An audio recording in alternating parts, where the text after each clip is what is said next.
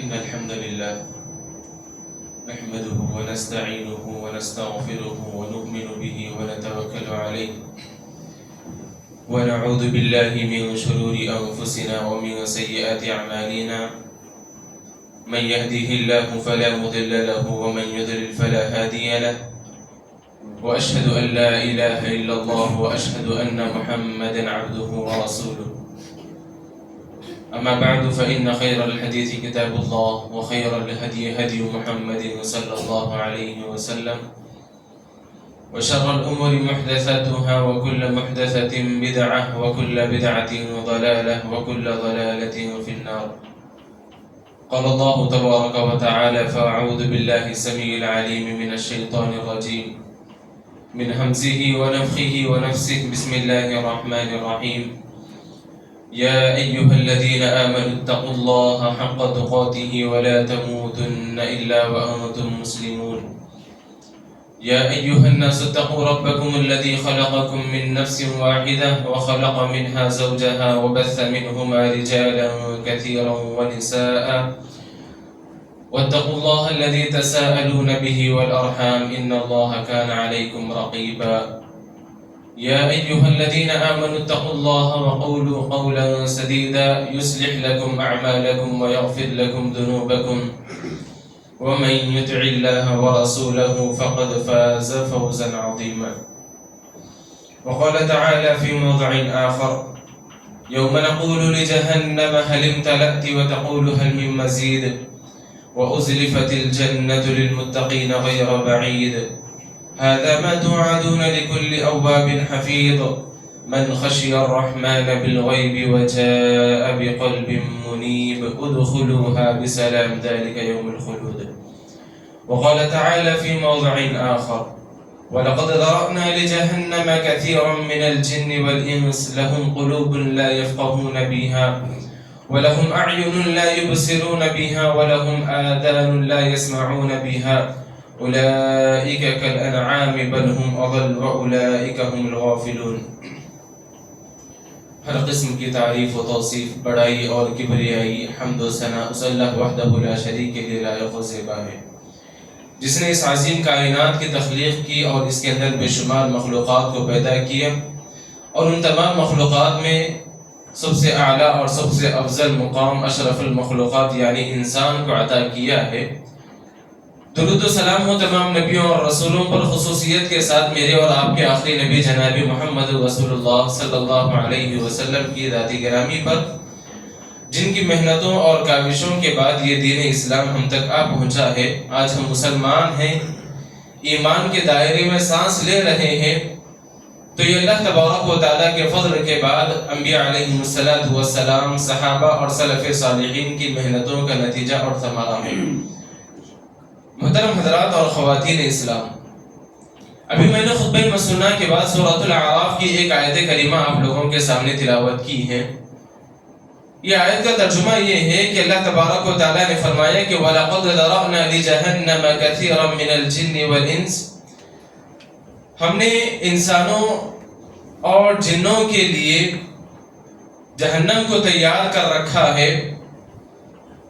وہ انسان اور وہ جن, ان کی علامتیں اللہ تبارک و تعالیٰ نے بتائی جن کے ذریعے اللہ تعالیٰ کل قیامت کے دن نار جہنم کو بھرنے والا ہے. وہ کون انس ہیں اور کون جن ہیں؟ اللہ نے فرمایا کہ لہم قلوب لا یفقہون بہا, ان کے پاس دل ہیں لیکن ان دلوں سے وہ سمجھنے کا کام نہیں لیتے. وَلَهُمْ أَعْيُنٌ لَا يُبْصِرُونَ بِهَا, ان کے پاس آنکھیں تو ہیں لیکن ان آنکھوں سے وہ دیکھ نہیں پاتے. وَلَهُمْ آذَانٌ لَا يَسْمَعُونَ بِهَا, ان کے پاس کان تو ہیں لیکن ان کانوں سے وہ سن نہیں پاتے. اولئک کالانعام, یہ لوگ جانوروں کی طرح ہیں. بل ہم اضل, جانور نہیں بلکہ جانوروں سے بھی گئے گزرے ہیں. واولئک هم الغافلون, ایسے ہی لوگ غافل ہیں, ایسے ہی لوگ غفلت کے شکار ہیں. محترم حضرات, آج جس عنوان کے تحت میں آپ حضرات و خواتین کے سامنے کھڑا ہوا ہوں اور جس عنوان پر گفتگو کرنے والا ہوں وہ ہے جس انسان کی جسمانی جو نعمتیں ہیں, ان نعمتوں میں ایک بہت بڑی نعمت جو اللہ تبارک و تعالیٰ نے انسان کی کامیابی اور انسان کی بربادی کا مضمر اس پر رکھا ہے، وہ ہے دل اور اس کی خرابی اور اس کا علاج کیا ہے۔ اس کے تعلق سے انشاءاللہ میں آپ حضرات و خواتین کے سامنے بات کرنا چاہوں گا۔ محترم حضرات، یہ جو دل ہے ہر انسان کو اللہ تبارک و تعالیٰ نے دیا ہوا ہے، یہ بہت بڑی نعمت ہے۔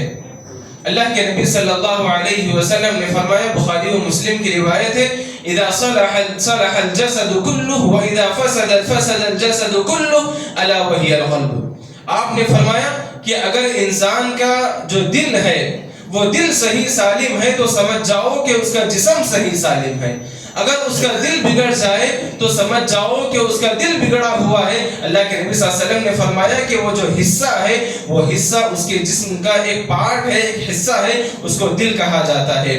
اگر ہم دیکھیں طبی اعتبار سے اور قرآن و حدیث کے اعتبار سے اگر ہم دیکھیں تو اس کی بہت زیادہ اہمیت کے حامل ہے یہ دل۔ اگر ہم کسی ڈاکٹر کے پاس جاتے ہیں، ڈاکٹر وہ اعضاء اور وہ پارٹس کو دیکھ کر پہچان لیتا ہے کہ انسان کن بیماریوں میں مبتلا ہے، اور اگر وہ کوئی ہارٹ کا پیشنٹ ہے اور دل کا مریض ہے تو اس کے لیے کچھ سمٹمز ہوتے ہیں، کچھ علامتیں ہوتی ہیں جس کو دیکھ کر ڈاکٹر پہچان لیتا ہے کہ یہ دل کا مریض ہے اور یہ ہارٹ کا پیشنٹ ہے۔ ویسے ہی قرآن اور حدیث میں بھی کچھ علامتیں بتائی گئی ہیں، شریعت مطہرہ کے اندر بھی کچھ علامتیں بتائی گئی ہیں۔ اگر کسی انسان کے اندر یہ علامتیں پائی جاتی ہیں تو سمجھ جائیے کہ آپ کا دل بیمار ہو چکا ہے، آپ کا دل سخت ہو چکا ہے اور آپ کا دل قسوت قلبی کا شکار ہو چکا ہے۔ اللہ تبارک و تعالیٰ نے قرآن مجید میں ان لوگوں کے تعلق سے بڑی وعید سنائی اور بربادی کا اعلان کیا ہے جن لوگوں کا دل قسوت قلبی کا شکار ہو جاتا ہے اور جن لوگوں کا دل مردہ اور بیمار ہو جاتا ہے۔ اللہ تعالیٰ نے فرمایا فَوَيْلٌ لِّلْقَاسِيَةِ قُلُوبُهُم مِّن ذِكْرِ اللَّهِ، بربادی ہے ان لوگوں کے لیے، ہلاکت ہے ان لوگوں کے لیے جو لوگ اللہ تبارک و تعالیٰ کے ذکر کو سننے کے بعد، جو لوگ قرآن اور حدیث کی آیتوں کو احادیث کو سننے کے بعد جنت کے وعدے، جہنم کی وعیدیں، ان تمام چیزوں کو سننے کے بعد ان کے دل مردہ ہیں اور ان کا دل اگر اثر نہیں لیتے ہیں تو ان کے دل بیمار اور ان کے دل سخت ہو چکے ہیں۔ محترم حضرات، آئیے دیکھتے چلیں وہ کون سے ایسے اسباب ہیں جن کی وجہ سے ہمارا دل بیمار ہو جاتا ہے، جن کی وجہ سے ہمارا دل قسوت قلبی کا شکار ہو جاتا ہے۔ ایسے کون سی علامتیں ہیں، دیکھتے چلیں۔ اگر ہم عمومی طور پر بات کریں، کہنے کو تو ہم عبادت کے لیے مسجد چلے آتے ہیں لیکن مسجد میں ہمارا دل نہیں لگتا ہے۔